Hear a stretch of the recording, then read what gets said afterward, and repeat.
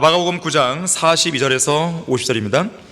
또 나를 믿는 이런 어린아이들 가운데 하나를 실족해 하는 자는 연자 맷돌을 그의 목에 걸고 바다에 빠지는 것이 더 나으니라. 자, 실족해 하게 되면 어디로 빠지는 거예요? 불못에 던져지는 겁니다. 지옥으로 가는 거예요. 차라리 이게 훨씬 더 낫다는 거죠.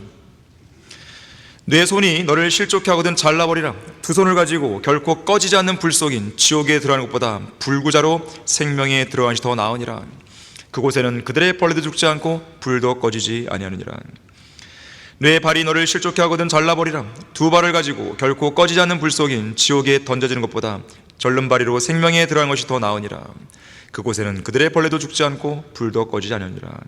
내 눈이 너를 실족해 하거든 뽑아버리라. 두 눈을 가지고 지옥불에 던져지는 것보다는 한 눈으로 하나님의 나라에 들어가는 것이 더 나으니라. 그곳에는 그들의 벌레도 죽지 않고 불도 꺼지지 않으니라. 변개된 성서들은 지금 44절, 46절, 48절 세 번에 걸쳐 얘기하는데 두 번을 삭제해버렸잖아요. 누구 마음대로 삭제를 합니까? 모든 사람이 불로 소금 치사함을 받을 것이며 모든 재물이 소금으로 소금 치사함을 받으리라. 소금은 좋은 것이라. 그러나 소금이 그 짠맛을 잃으면 무엇으로 맛을 내리요? 너희 안에 소금을 두고 서로 화목하라고 하시더라. 자, 말씀을 위해 다 같이 기도하시겠습니다. 고마우신 아버지 하나님, 화창한 날 씌우시고 아름다운 예배를 드릴 수 있도록 모든 분위기를 조성시켜주셔서 감사드립니다. 오랜만에 박재분 자매가 이 자리에 함께하게 해주셔서 감사드립니다. 우리는 질병 치유를 놓고 기도하는 몇몇 지체들이 있습니다. 그 지체들도 우리 박재분 자매처럼 우리와 다시 합류할 수 있도록 도와주시기를 간구드립니다. 이 시간 제가 하나님의 말씀을 강론할 때 제 안에 충만히 거해주시고 이 말씀이 우리 성도들의 마음속에 효과적으로 역사할 수 있도록 인도해 주십시오. 마귀의 모든 공격으로부터 보호해 주십시오. 주 예수 그리스도 이름으로 기도했습니다. 아멘. 오늘 설교 제목은 불편한 진실, 그곳 지옥에는 그곳 지옥에는. 아레이토레이는 지옥을 고통스러운 진리라고 했습니다. 그렇죠, 고통스러운 진리죠. 누가 지옥을 이야기하는데 웃을 수 있겠습니까? 누가 지옥을 이야기하는데 마음이 편하겠습니까? 고통스러운 진리예요. 하지만 백보자 심판에서 그 죄인이 불못으로 던져지는 것을 보는 것이 더 고통스러운 거죠. 자, 그것을 볼 바에는 차라리 지금 비록 고통스럽다 하더라도 이 지옥에 관한 진리를 전함으로써 그 사람을 주님께로 이어오겠다는 것이죠. 그것이 우리의 마음의 상태입니다. 그래서 우리는 사람들이 듣기 싫어한다 하더라도 거리로 나가서, 공원으로 가서, 길거리에서, 또 개인적으로 우리는 복음을 전하는 가운데 지옥을 이야기하게 되는 것이죠. 한때 영국의 무신론자 협회를 이끌었던 프랜시스 뉴포트 경은 인생의 마지막 죽음을 앞두고 하나님과 지옥의 존재를 실감했는지 그의 임종을 지켜보기 위해 모여든 협회 회원들에게 두려움에 떨면서 이렇게 말했다 그래요. 나에게 하나님이 없다고 말하지 마시오.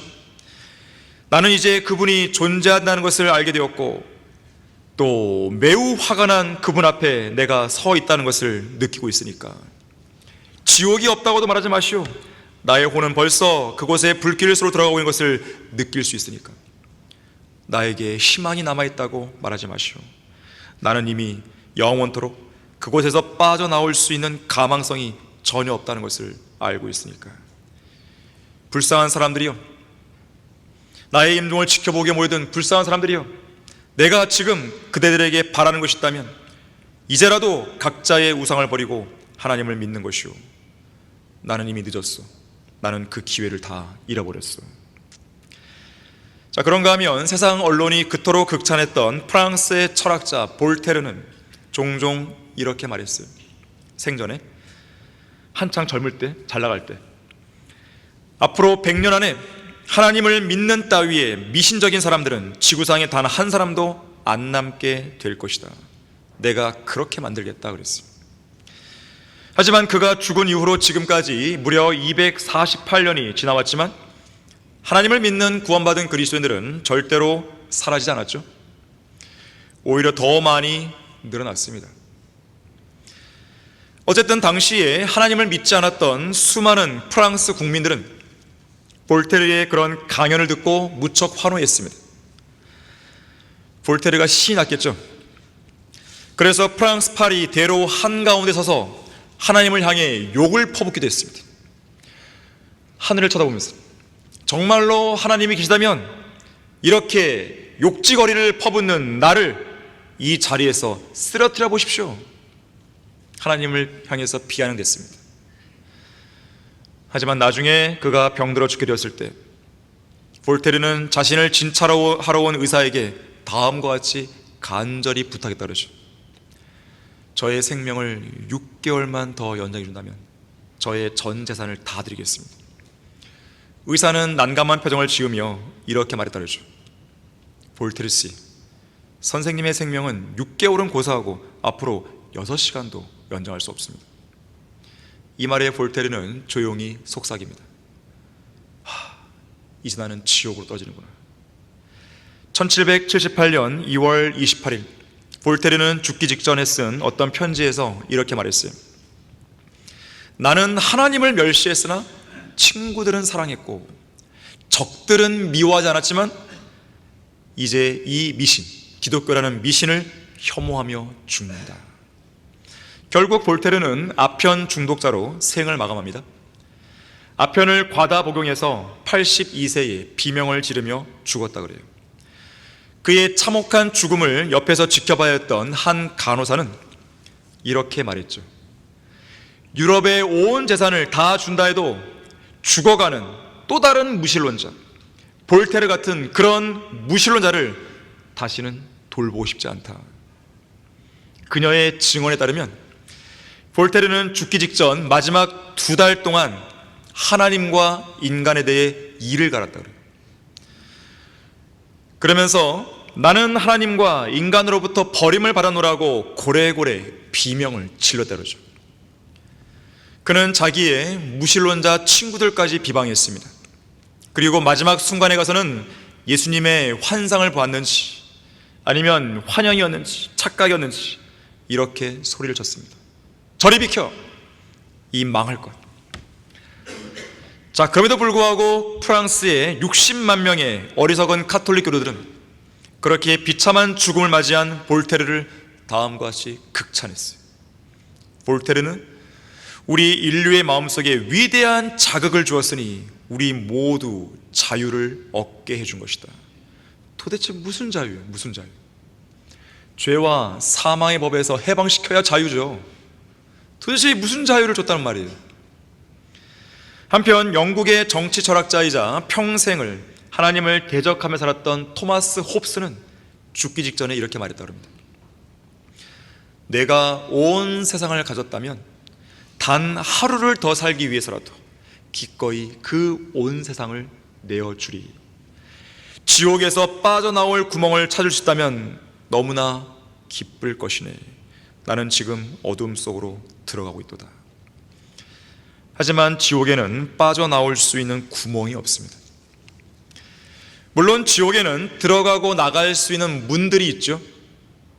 또 문들을 열고 닫고 잠글 수 있는 열쇠들도 있죠. 사망과 지옥의 열쇠들이 있습니다. 또한 함부로 아무나 들락거리지 못하도록 하기 위해서 그 문들의 앞에다가 빗장을 딱 지어놨죠. 자, 문이 있고 열쇠도 있고 빗장도 있습니다. 하지만 죄인들이 빠져나올 수 있는 탈출구는 없는 것이죠. 지금으로부터 14년 전 2012년에 제가 다니던 직장에 물류센터에서 불이 난 적이 있었어요. 원인 모를 불이 지하 2층에서 시작되었고 해당 층의 모든 물건이 전소되었습니다. 건물 전체가 새까만 유독성 연기로 뒤덮였어요. 화재를 진압하기 시작한 지 6시간 정도 지났을 무렵 슬픈 소식을 접했어요. 불을 끄기 위해 들어간 소방관 한 명이 실종되었다는 비보였습니다. 시간적으로 볼 때 사망했을 것이 자명했어요. 보통 소방관들은 2인 1조로 움직이게 돼 있어요. 근데 어쩐지 모르게 이 당시 상황에서 이 사람은 혼자 떨어진 것이죠. 산소통이 감당할 수 있는 시간이 제 기억에 맞다면 2시간 안쪽입니다. 아니, 1시간 안쪽입니다. 얼마 안 되는 거예요. 길지 않습니다. 그러니까 이미 6시간이 지났으니까 분명히 죽었을 것으로 판명은 돼요. 그러나 시신이라도 찾아했기 때문에 수색은 계속됐습니다. 하지만 별 성과가 없자 지하 2층의 구조를 잘 알고 있던 제가 소방관들과 함께 내려가야 했었습니다. 방화복을 입었고 산소통을 갖추고 내려갔어요. 그곳 입구에서 저의 눈에 들어온 광경은 그야말로 지옥이었습니다. 숨막힐 만큼의 뜨거운 열기, 그냥 느껴졌어요. 방화복을 입어서도 느껴집니다. 한 치 앞도 내다볼 수 없는 암흑색이. 손에 손전등 하나 줬는데 손전등을 비치면 멀리도 안 비춰져요. 그냥 바로 여기, 이 정도만 비치는 거예요. 이 정도 거리. 만약 여기에 꺼지지 않는 불이 타오르고 고통으로 몸부림치는 사람들의 울부짖는 소리가 들렸다면 지옥을 방불케 했겠죠. 결국 바닥에 쓰러져 웅크리고 있는 싸늘한 주검을 발견했습니다. 그런데 안타까운 것은 뭐냐면 출구로부터 얼마 떨어지지 않은 지점이었어요. 5m도 안 돼요. 근데 그게 찾을 수가 없는 거죠. 보이지가 않는 거니까. 안타까움이 컸습니다. 이 지옥 같은 화재 현장에서 출구를 못 찾은 것이죠. 자, 이처럼 지옥에는요, 죄인들이 자유롭게 빠져나갈 수 있는 구멍이나 출구가 없습니다. 탈출구가 없다는 뜻입니다. 문이 없단 말이 아니에요. 탈출구가 없는 것이죠. 한번 들어가면 영원히 고통받아야 하는 그곳이 지옥이죠. 땅속 감옥입니다. 유일한 탈출구는 길이요 진리요 생명이라고 말씀하신, 양들의 문이라고 말씀하신 인류의 죄를 대속하신 예수 그리스도 한 분뿐인 것이죠. 자, 불편한 진실, 그곳 지옥에는 첫째로 그들의 벌레가 죽지 않습니다. 예수님께서는 이런 사실을 경고하기 위해 44절, 46절, 48절에서 3번이나 강조해서 말씀하셨어요. 지옥에 벌레들이 있습니다. 지옥에 벌레가 있어요. 이러한 벌레들은 일종의 붉은 구더기들입니다. 붉은 구더기와 유사한 모습을 한 존재가 있었죠. 실존은 아니고 E.T. 한때 UFO나 외계인과 관련해서 매우 유명해진 영화죠. 스티븐 스필버그가 만든 외계인 E.T.입니다. 1982년 개봉 당시 최고의 흥행기로 세웠어요. 줄거리를 볼 때 주인공 소년이 E.T.라고 하는 외계인 친구를 만나서 깊은 우정을 나눈다는 내용이에요. 그리고 결국 E.T.와 이별하는 과정에서 어른스럽게 성장해 간다는 동심 어린 이야기로 다뤄지고 있는 것이죠. 볼 필요는 없습니다. 보란 뜻이 아니에요. 괜히 또 집에 와서 뭔가 하고 보시면 하세요. 아무런 도움도 안 되니까요. 그런데 중요한 것은요, 예수 그리스도를 모방하는 사탄의 가증스러운 모습을 고스란히 담고 있는 거예요. 외계인 E.T가 예수님을 흉내낸 몇 가지 사례를 들면 이렇습니다. 첫 번째로, 예수님께서 이 땅에 탄생하셨을 당시에 동방의 현자들이 예수님을 찾아와서 그분 앞에 엎드려 경배하죠. 세 개의 예물을 가졌으니까 세 사람이었을 것이라고 보는 것이죠. 이 영화에서도 외계인 E.T를 만난 3명의 소년이 E.T를 찬미하면서 E.T 앞에 무릎 꿇는 장면이 나옵니다.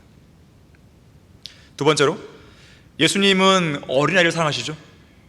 어린아이들 다가갑니다. 마찬가지로 외계인 E.T도 어린아이들을 다가갔고 어린아이들을 사랑했죠. 아이들의 친구였습니다. 세 번째로, 예수님은 그분께 나온 병자들을 낫게 해주셨죠. 외계인 E.T도 자기를 사랑한 사람들을 치료해 줍니다. 그의 능력으로. 네 번째, 외계인 E.T는요, 예수님처럼 죽었다가 다시 살아나죠. 특히 죽어갈 때요, 주인공 소년의 이름이 엘리엇인데 소년 엘리엇의 모친의 이름을 부릅니다. 그 모친의 이름은 마리아예요. 예수님 모친처럼. 다섯 번째, 다시 살아난 외계인 E.T가요, 지구를 떠날 무렵에, 즉 하늘로 승천하는 것인데요, 주인공 소년 이 엘리엇의 여기 관자놀이, 여기를 만지면서요 이렇게 말하는 장면이 나와요. 나는 바로 이곳에 있을 거야. 너의 이곳에 있을 거야. 그런 것이죠. 그러면 자기 고향으로 올라갑니다.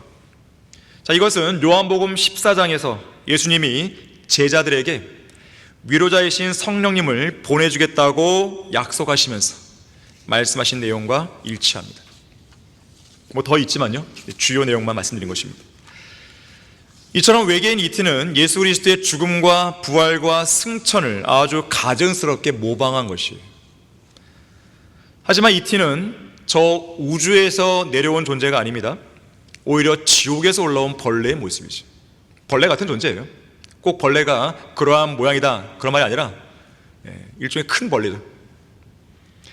이티는 결코 하늘에서 내려온 존재가 아닙니다. 땅속 저 깊은 곳 지옥의 구렁에서 올라온 붉은 구더기죠. 얼마 전에 오바마 전 대통령이 외계인은 있다고 말 한마디 해갖고 어떤 이제 그 인터뷰였어요. 크게 이슈가 된 적이 있었어요. 사람들이 목격했다고 하는 외계인들 있잖아요. 실제로 있습니다. 존재하는 거예요. 물론 100개 중에서 99개는 다 허구예요. 하지만 한 개의 진짜가 있어요. 근데 그들이 본 외계인은요, 외계에서 내려온 게 아니에요. 다 땅에서 올라오는 것들입니다. 여러분, 대환란 기간에 깊은 구렁에서 뭐가 올라옵니까? 초자연적인 메뚜기들이 오는 메뚜기들. 초자연적인 기괴한 모습이잖아요. 사실 사람들이 목격했다고 하는 소위 그런 외계인들은 다 위에가 아니라 다 밑에서 온 것이죠. 마귀적인 것들입니다. 그런 것들을 본 거예요. 이제 대환란 때가 더 가까이 다가올수록 마귀는 그런 일을 더 할 것이에요. 성경에는 우주에서 내려오는 외계인이 있다고 합니다. 누굽니까? 타락한 천사들이 내려온 것이죠. 그것이 사실 진정한 외계인이. 뭐 지금 외계인 얘기하는 시간이 아니니까. 어쨌든 이티는 일종의 벌레죠, 벌레. 여러분, 욥기 17장 보겠습니다.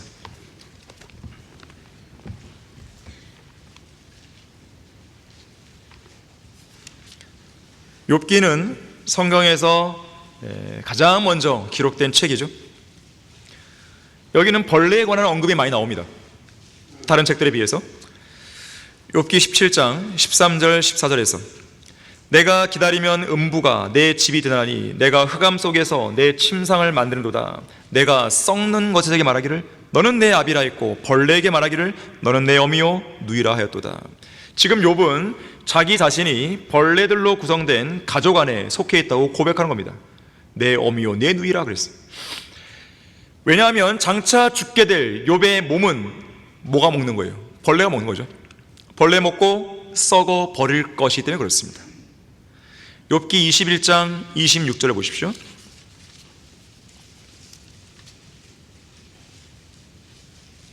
그들이 다 같이 흙 속에 눕고 벌레들이 그들을 덮으리로다. 실제로 사람이 죽게 되면 흙 속에 누운 사람의 죽은 몸을 벌레들이 덮을 것이죠.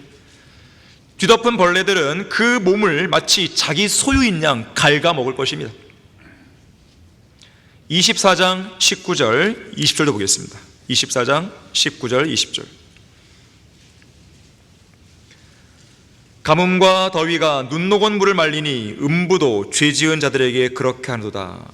태가 그를 잊어버릴 것이요 벌레가 그를 달게 먹을 것이며 그가 다시는 기억되지 아니하리니 사악함이 나무처럼 꺾이리라. 자, 그러나 이것은 끝이 아닙니다. 죽은 몸을 뒤덮는 벌레들만 있는 게 아니고 지옥으로 떨어진 혼들의 혼적인 몸을 뒤덮고 갉아먹는 벌레들도 있기 때문에 그렇습니다. 그래서 욥은 욥기 25장 6절에서 이렇게 묻는 거죠. 하물며 벌레인 사람은 어떠하며 벌레인 사람의 아들은 어떠하겠느냐라고 묻는 거예요. 이것은 장차 불못에 던져지게 될 인간의 최종적인 모습에 대한 예언적인 표현이기도 합니다. 실제로 장차 영원한 불못에 던져질 죄인들의 혼들은 벌레들로 변하는 것이에요. 진화가 아닙니다. 퇴보죠. 찰스 다윈이 말한 것처럼 진화가 아니에요. 퇴보입니다. 마치 이 땅의 벌레들이 죄인들의 죽은 몸을 달게 먹어치우듯이 지옥에 있는 그들의 벌레, 특히 이 벌레는 죽지 않은 벌레인데 이 그들의 벌레가 지옥으로 떨어진 죄인들의 혼을 뒤덮고 그들의 혼적인 몸을 달게 먹어치울 것이. 그러다 보면 결국 죄인들의 혼은 본래 지니고 있던 몸의 형상을 잃어버리고 붉은 구더기처럼 변해버리는 거예요. 마치 벌레인 사람은 어떠하며 벌레인 사람이 어떠하겠냐 고 질문한 욥의 말처럼 벌레로 변모되는 것입니다. 누구의 자식이기 때문에 그렇게 되는 것입니까? 사탄의 자식이기 때문에. 사탄은 어떤 모습입니까? 옛뱀이죠. 옛뱀. 붉은 옛뱀. 그래서 지옥에서 꿈틀거리는 붉은 구더기처럼 인간들이 변모되는 것이죠. 죄인들이. 이사야 66장 24절에서요 그들의 벌레가 죽지 아니하며 그들의 불도 꺼지지 아니할 거라고 말씀합니다. 지금 이 말씀을 마가복음 9장에서 인용하고 있는 거예요. 구원받지 않은 죄인들은 영원한 불못에서 그들의 아비인 사탄처럼 꿈틀거리는 벌레의 모습을 갖게 되는 것이죠.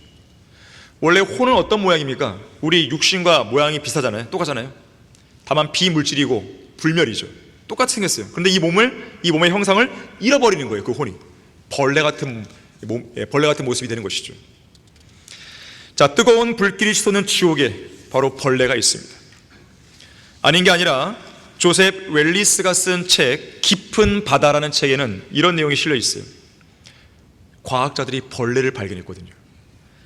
아마도 최근에 발견된 해양 생물 중에서 가장 독특한 것은 거대한 관을 지닌 벌레, 학명을 보니까 리프티아일 것이다.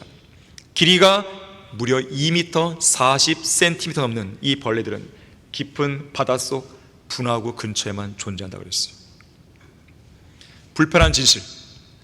자, 그곳 지옥에는 두 번째로 꺼지지 않는 불이 타오릅니다. 예수 그리스도의 피로 구원받지 않은 죄인들은 지옥에서 상상을 초월하는 끔찍한 공포를 맞이할 것입니다. 공포예요. 우선 주위 사면에서는 괴로움과 고통 속에 울부짖는 비명소리가 들릴 것입니다. 아니, 비명소리만 들릴 것이에요. 여러분, 지옥에는요 없는 게 많습니다. 탈출구만 없는 게 아니에요. 천진난만한 아이들의 웃음소리 없습니다. 아름다운 자연 경관 없습니다. 비명소리만 남아있는 것이죠. 저주만 남아있는 것이죠. 루마니아 공산주의 치하에서 수년 동안 감옥에 갇혀 있었던 리처드 움브라트 목사는 그곳 감옥에서 겪어야 했던 끔찍한 고통에 대해 이렇게 묘사했어요. 감옥을 지키는 간수들은 감옥 문 앞에다가 고양이를 거꾸로 매달아 놓았다. 그렇게 하면 죄수들은 밤새도록 고양이의 울부짖는 소리를 들어야 했다. 지옥에 가게 되면 끔찍한 비명소리만 들리는 것이요. 또한 간수들은 채찍에 맞는 여자들이 고통 속에 울부짖는 비명소리를 녹음해서 밤새도록 틀어놓았는데, 그럴 때면 죄수들은 자기 아내나 딸 혹은 누이들이 고문당하는 모습을 상상하게 되고 결국 견디다 못한 죄수들은 정신이 미쳐버리고 말았다. 또한 지옥에서는요 불타는 유황 때문에 썩은 달걀 냄새와 역겨운 악취가 코를 찌를 것이요. 그 순간 태양의 표면 온도보다 더 뜨거운 열기로 얼굴이 화끈 달아오는 것이지. 뚫려있는 구멍들, 눈, 귀, 코, 입 등에서 불길이 막 뿜어 나오는 것이죠. 그의 혼은 지글지글 소리를 내며 갈라집니다. 그리고 영원히 꺼지지 않는 불길 속에서 극심한 통증을 느낍니다. 한 번은 럭카 목사님이 화상 환자들이죠. 화상 환자들이 치료받고 있는 병동을 방문한 적이 있었습니다. 보니까 환자들은요 화상을 입은 피부가 이 병상 침대보에 들러붙지 않도록 하기 위해서 그 상처 부위에다가 바셀린을 바르는데 무려 5cm 두께로 바르는 거예요. 또한 의사가요 숯덩이처럼 타버린 살을 벗겨내자 환자가 내지르는 괴성이 여기저기 들리는 것이죠. 정도가 극심한 화상 환자들은요 너무나 큰 통증 때문에 마약 성분인 모르핀을 맞아야 할 정도였다고 그런 것이죠. CRPS라고 들어봤습니까? CRPS 복합 부위 통증 증후군이에요. 옷깃이나 바람에 살짝만 스쳐도 죽을 것만 같은 심한 통증을 호소하는 환자들입니다. 이들이 느끼는 통증이 어떤 거냐면 소위 자결감이에요. 자결감. 불에 타는 것처럼 따갑고 아픈 느낌입니다. 못 견디는 거예요. 그래서 이 사람들은 하루 24시간 내내 진통제를 달고 살아야 됩니다. 달아도 이게 견디기 쉽지 않은 거예요. 흔히들 어떤 상황이든 적응하고 익숙해지는 존재가 사람이라고 그러죠. 하지만 지옥의 고통은 익숙해지지가 않는 거죠. 절대로 적응이 안 되는 절망적인 고통입니다. 한때 몽골의 칭기즈칸은요, 포로들을 잡았을 때 이 포로들을 잔인하게 대우했어요. 그 사람들을 끓는 물이 있는 큰 솥에다가 넣는 거죠. 그리고 양손을 솥 가장자리에 묶습니다. 그리고 산채로 끓였는데, 기록에 따르면요, 그렇게 끓여진 포로들이요, 극심한 고통 속에서 정신이 나가버리듯이 미친 듯이 웃다가 짐승처럼 울부짖으며 죽어갔다 그래요. 그러나 지옥에서는 그 이상의 끔찍한 공포가 펼쳐집니다. 큰 솥 정도가 아니라 영원하고 거대한 불못이 마련되는 것이죠. 그래서 어떤 사람은요, 지옥을 가리켜서 우주의 정신병원 그랬어요. 거기는 맨 정신을 쓸 수가 없는 거예요. 다시 말하자면 예수 그리스도를 거부하고 지옥으로 가겠다고 발버둥을 칠 만큼 미친 사람들을, 미친 죄인들을 수용하기 위한 정신병원인 것이죠. 그런데 그 사람을 더욱 미치게 만드는 것은요, 죽고 싶어도 죽을 수 없다는 고통스러운 현실입니다. 그때 그는 한 가지 더 고통스러운 사실을 깨닫게 되는데, 이 고통이 영원 무궁토록 끝나지 않는 것이구나. 미국의 미시간주에서 성경대로 믿고 신실하게 사역했던 프레더릭스라는 이름의 목사가 있었습니다. 이 목사에게는 요양원에서 얼마 남지 않은 인생을 보내고 있는 고령의 삼촌이 있었어요. 이 삼촌은 뛰어난 미국인 가문의 후손이었고, 어떤 사람에게도 빚을 지지 않았고, 아내와 자녀들을 성실하게 돌보는 신실한 가장이었습니다. 주위 사람들로부터도 존경받는 훌륭한 인격자였어요. 하지만 고집이 너무 셌습니다. 결국 구원받지 못했고, 교회라고는 가본 적이 없어요. 프레드리스 목사가 나이든 삼촌을 찾아가 복음을 전했지만 삼촌은 거듭거듭 예수님을 거절했다고 그러죠. 다른 방법이 없자 프레드리스 목사는 이렇게 말했습니다. 삼촌, 정말로 지옥이 있으면 어쩌라고 그러세요? 나는 그런 거 안 믿는다. 그러니 걱정 없어. 삼촌, 지옥이 어떤 곳인지 제대로 알긴 하세요? 성경 읽어보셨어요? 아니, 성경 같은 건 안 읽어. 자, 그러면 삼촌 이거 어떠십니까? 제가 올 때마다 매번 복음을 전하니까 짜증나고 화나시죠? 그러니 부탁 하나만 들어주세요. 그럼 저도 그만할게요. 들어주시겠습니까? 좋아. 내가 할 수 있는 일이면 들어주지. 물론이죠. 삼촌이라면 충분히 하실 수 있어요. 그게 뭔데? 이 목사는 삼촌에게 성경을 건네며 말합니다. 이 성경을 앞표지에서 뒷표지까지 한 번만 읽어주세요. 딱 한 번만요. 그렇게만 하면 됩니다. 아이, 나는 책 읽는 거 싫은데 제가 재촉하지 않을 테니까. 1년이면 충분하겠죠. 하루에 서너 쪽 정도는 읽을 수 있잖아요. 1년 동안 딱 한 번만 읽어보세요. 나이가 많은 삼촌은 조카와의 약속을 지켰습니다. 1년이 지난 어느 날 프레드릭스 목사는 다시 삼촌을 방문합니다. 삼촌, 다 읽어봤어요? 그래, 내 말대로 했다. 지금은 어떠세요? 지옥을 믿으시겠어요? 그래, 믿는다. 그럼 삼촌은 지금 지옥으로 가고 계시죠? 그런 것 같구나. 이제 어떻게 하실래요? 예수님을 믿으실래요? 아니, 그야 남자답게 죄의 대가를 받아야지. 참으로 한심한 삼촌인 것이죠. 이것이 바로 이 땅에 복음을 거절하는 어리석은 죄인들의 용기가 아니라 만용이고 허세인 거예요. 이들은 결코 꺼지 않는 불 속인 지옥에 들어가서야 그 점을 깨닫는 것이죠. 불편한 진실, 그곳 지옥에는 세 번째로 본문 49 9절에서 보듯이 모든 죄인이 불로 소금 치듯함을 받습니다. 불로 소금 치듯함을 받죠. 소금을 쳐보셨죠? 소금을? 모든 사람이 불로 소금 치듯함을 받을 것이며 모든 재물이 소금으로 소금 치듯함을 받으리라. 자, 성경에는요 종종 하나님의 심판과 연관해서 불과 유황이 함께 나옵니다. 특히 요한계시록 21장 8절에서는 불과 유황이 함께 타고 있는 못을 가리켜 불못이라고 말씀하죠. 그리고 유황은 소금과 밀접한 연관이 있죠. 그래서 불, 유황, 소금 이 셋은 연관되어 있습니다. 자, 신명기 29장 23절 보겠습니다.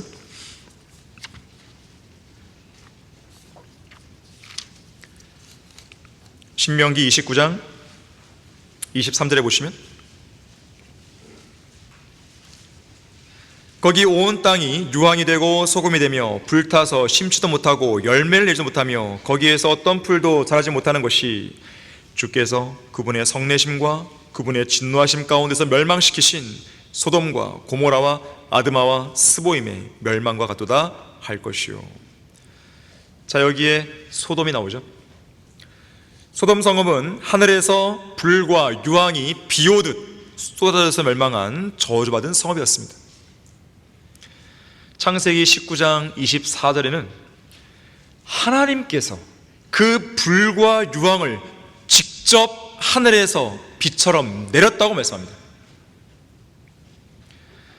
소돔과 고모라가 위치한 사해 남부 지역 곳곳에는요 불에 타다가 남은 유황 조각 수백만 개가 흙이나 돌들에 여전히 박혀있다고 그러죠. 특히 이곳에서 발견되는 유황들은요, 잘 들으십시오, 지구상에서는 좀처럼 발견되지 않는 순도 98%의 유황들이에요. 그래서 색깔이 우리가 흔히 알고 있는 연한 노란색이 아니라 흰색에 거의 가깝습니다. 소금도 흰색이죠. 롯의 아내가 소금 기둥됐죠. 자, 이런 종류의 유황들은 그 출처가 지구가 아닌 지구 바깥임을 보여주는 것이죠. 지구 밖에서 온 유황들이에요. 마치 노아의 대홍수 때 전 지구를 뒤덮은 물들의 출처가 지구 바깥이었듯이 소돔과 고모라를 멸망시킨 유황의 출처도 지구 바깥이에요. 노아의 대홍수 때 물이 어디서 왔습니까?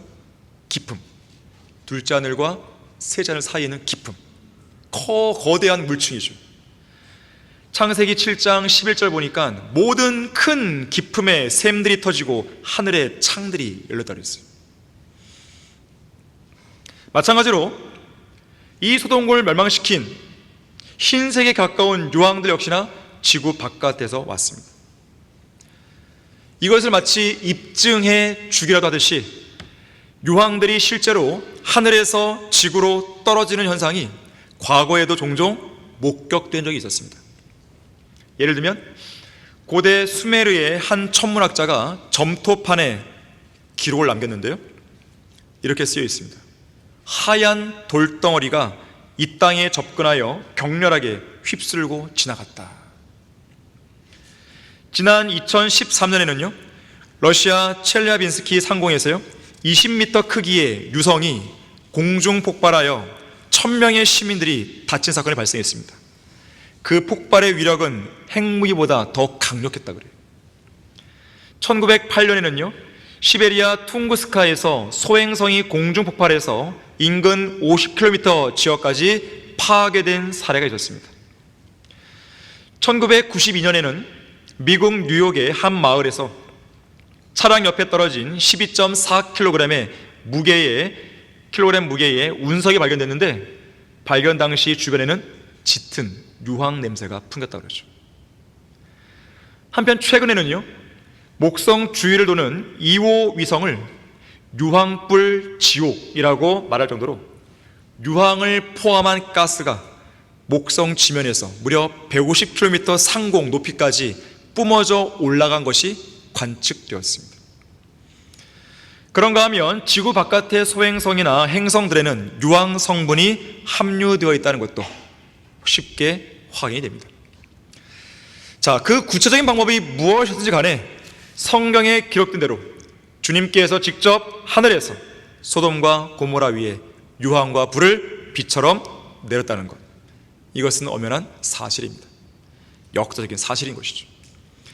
유다서 1장 7절에 보니까 소돔과 고모라가 영원한 불의 형벌을 받았다고 말씀합니다.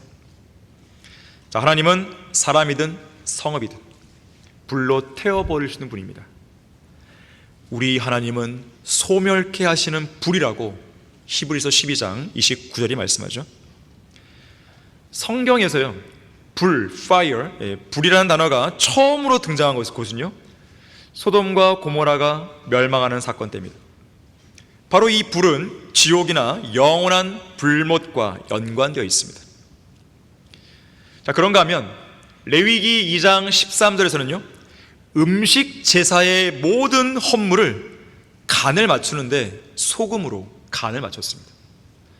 다시 말하자면 제물에 소금을 친 거죠.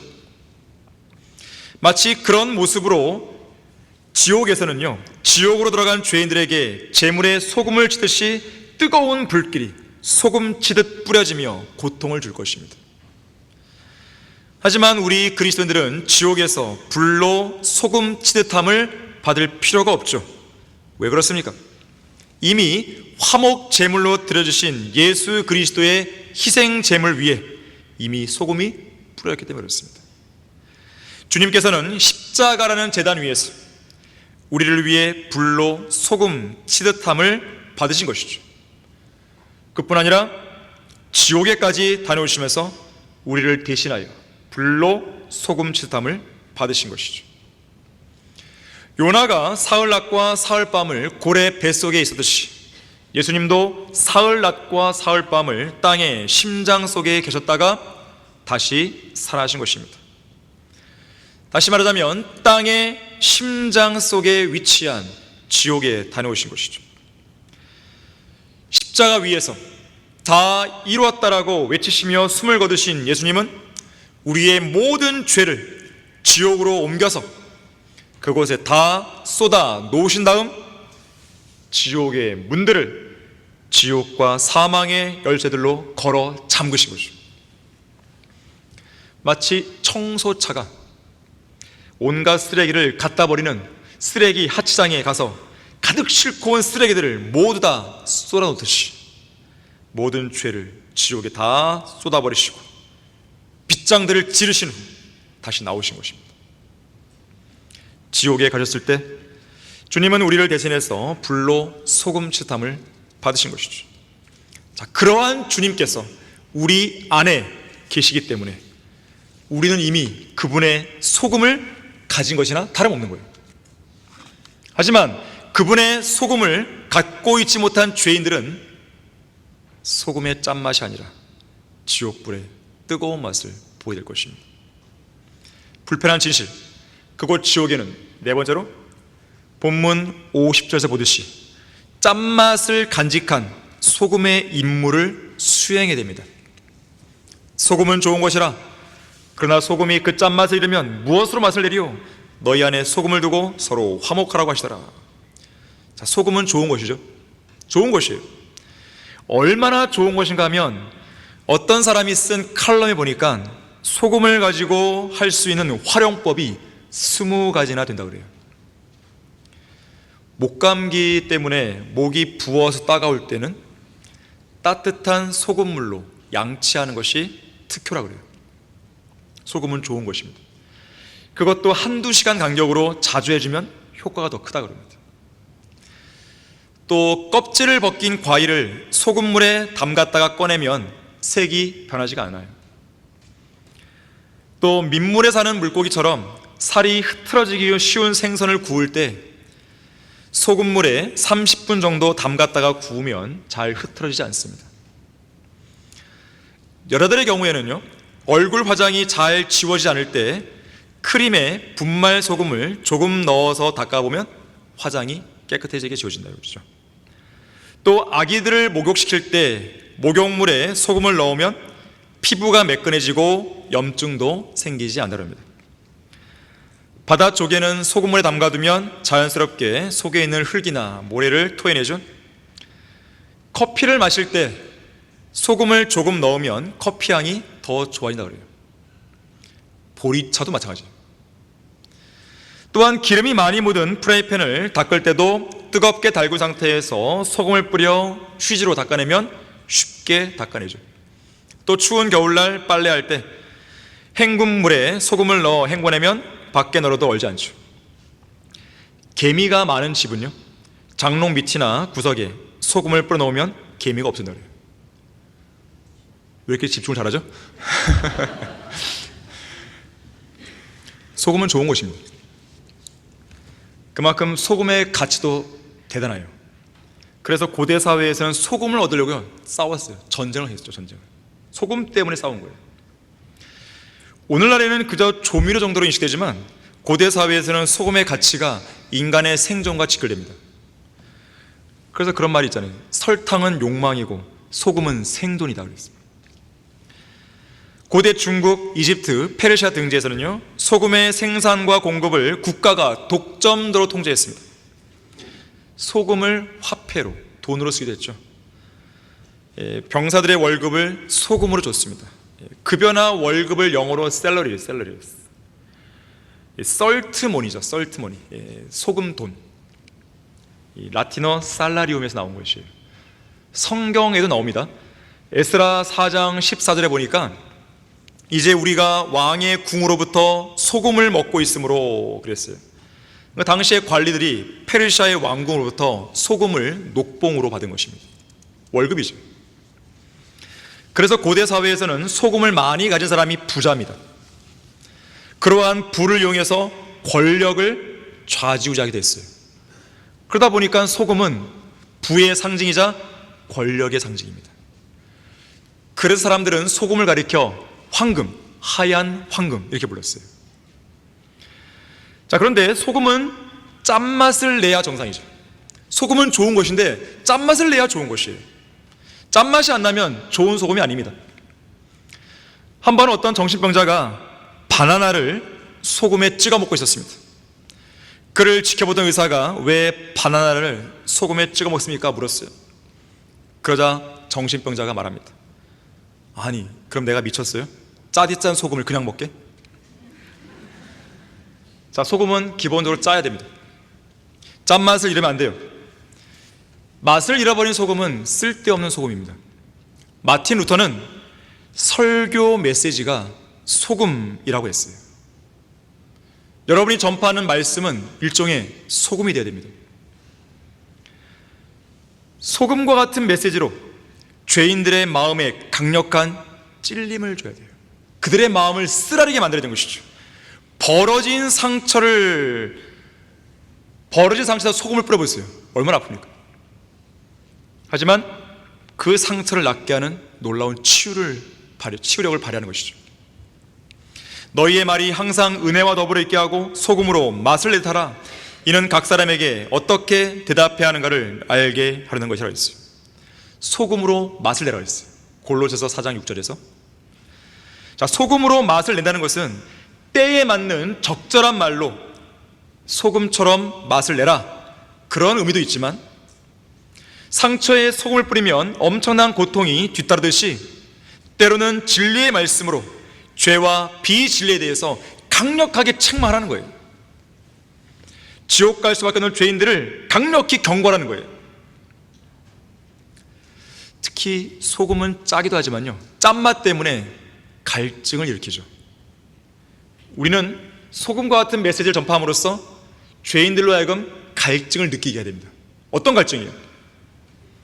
성경대로 믿는 그리스도인이 그리 되는 것인데, 죄인들로 하여금 하늘나라에 가고 싶다는 갈증을 느끼게 되는 것이죠.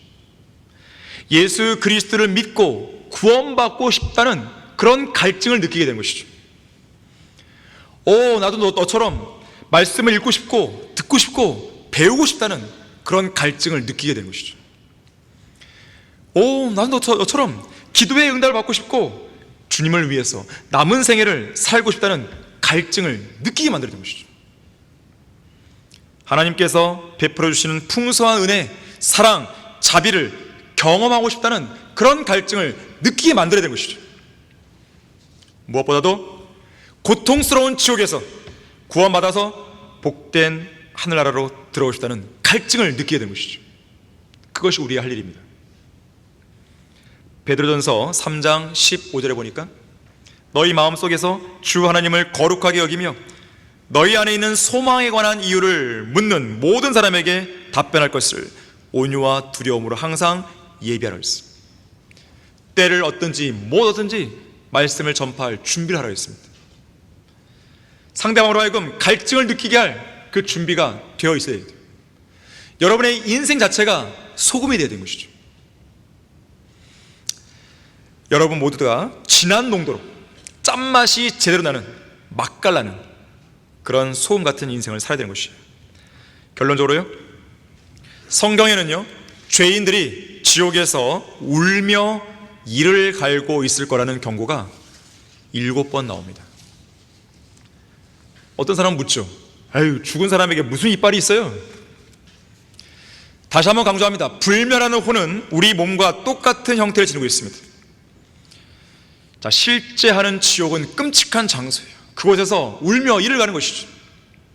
고통의 장소고, 특히 지옥은 바깥 흑암으로 불리는 영원한 형벌의 장소입니다. 영원한 정죄의 장소예요. 1969년 미국 텍사스주의 한 법정에서 멕시코 소년 2명이 성폭행 혐의로 판사 앞에 섰습니다. 6살짜리 어린아이를 강간하고 폭행한 죄질이 매우 나쁜 극악한 범죄를 저지른 것이죠. 더욱 경악스러운 점은 그 소년 중 하나는 12살이었고 다른 하나는 13살이었다는 점이에요. 판사는 이들 두 소년에게 각각 30년 형을 선고하며 이렇게 덧붙입니다. 두 피고는 짐승보다 못한 사람으로 이 땅에 사는 어떤 사람에게도 유익하지 않습니다. 당연히 우리는 피고를 이 나라에서 추방해 멕시코로 돌려보내야 합니다. 피고는 스스로 목숨을 끊어야 마땅할 만큼 죄질이 매우 나쁩니다. 우리 사회에 기생하는 피고 같은 짐승들은 멸절되어야 마땅합니다. 피고는 인간처럼 살 권리가 없기 때문입니다. 백보라 심판에서도 이와 비슷한 형태의 판결문이 선고될 것입니다. 온 땅의 심판자이신 하나님께서는 요한계시록 22장 15절에서 개들과 마술사들과 음행자들과 살인자들과 우상 숭배자들과 누구든지 거짓말을 즐겨 행하는 자는 모두 다 바깥에 있으리라고 말씀하시는 가운데 구원받지 않은 죄인들을 개들 내지는 개만도 못한 자들로 취급할 것입니다. 그러면서 주님은 이렇게 그들을 향해 선고하십니다. 어린 양의 생명책에 이름이 기록되어 있지 않은 너는 짐승보다 못한 존재로 어떤 사람에게도 유익을 주지 못한다. 짐승보다 못한 너는 나의 왕국으로 들어올 수 없다. 너는 추방이다. 너는 영원히 고통받아야 할 만큼 죄질이 매우 나쁘다. 나는 너가 필요 없다. 너의 어머니도 너의 아버지도 너가 필요하지 않다. 너의 형에게도 너의 동생에게도 너의 아내에게도 너의 가족에게도 그 누구에게도 마찬가지다. 너는 한낱 짐승에 불과하다. 그러니 여기서 나가 바깥에 있으라. 바깥 흑암, 영원한 고통과 영원한 정죄 장소에서 영원히 울며 이를 갈고 있으라. 여기서 당장 나가라. 당장 저 극악한 죄인을 바깥 흑암으로 추방하라. 자, 우리가 예수를 믿고 구원받은 이유는 너무나 분명하고 단순합니다. 바로 영원한 불못에서 영원히 고통받지 않기 위해서 그런 것이죠. 그렇게 하지 않을 수 있는 유일한 방법은 예수 그리스도의 피밖에 없습니다. 예수님의 피가 우리의 더러운 죄들을 다 제거하지 않았다면 자, 우리 역시나 불못의 영원한 심판을 피할 수 없었을 것이죠. 이 자리에는요 구원받지 않은 사람이 단 한 명도 없어야 됩니다. 어린 양의 생명책에 그 이름이 기록되지 않은 사람이 단 한 명도 없어야 돼요. 지금 이 설교를 듣고 있는 인터넷 듣고 있는 사람들도 마찬가지예요. 어쩌면 오늘 이 시간이 이 자리에 혹은 인터넷 방송을 듣는 가운데 구원받지 않은 채 앉아있지 모를 그런 죄인들에게 마지막 기회일지 모릅니다. 절대로 100번의 심판에서 더러운 걸레 같은 자기 의를 걸치고 주님 앞에 나타나서 저주받을 일이 없기를 바라겠습니다. 자, 잠깐 눈을 감겠습니다. 저는 매주마다 여러분을 초청할 수는 없어요. 하지만 간혹 가다가 예수 그리스도를 믿지 않는 사람들이 있을 수 있기 때문에 저는 이렇게 간헐적으로라도 초청하는 것입니다. 이 자리에 나는 구원받은 확신이 있습니다. 한번 손 들어보세요. 나는 구원받은 확신이 있습니다. 나는 지금 죽어도 하늘나갈 수 있습니다. 내려주세요. 다시 한번 묻습니다. 나는 지금 죽으면 어디 갈지 모르겠습니다. 나는 잃어버린 죄인입니다. 나는 지옥 갈 것 같습니다. 나는 교회를 오래 다녔지만 내가 언제 구원받았는지 정확하게 모르겠습니다. 저도 구원받고 싶습니다. 예수 그리스도의 피가 저의 모든 죄를 다 제거했다는 걸 저는 믿겠습니다. 예수님은 나의 죄를 제거하기 위해 십자가에서 피를 죽었고 나를 의롭다고 선언하시기 위해 죽음에서 부활하신 것을 내가 믿겠습니다. 저도 구원받을 수 있도록 도와주십시오. 자, 그런 분 있습니까? 혹시 손 들어보십시오. 나는 지금이라도 구원받고 싶습니다. 손 들어보십시오. 마지막 기회일지 모릅니다. 자, 혹시 그런 분 있다면 제가 기도할 때 진지하게 믿음으로 따라하십시오. 그러한 분은 옆 사람 의식할 필요 없이 소리내서 기도해도 됩니다. 이 시간은 바로 그분을 위한 것입니다. 기도하겠습니다. 하나님, 저는 죄인입니다.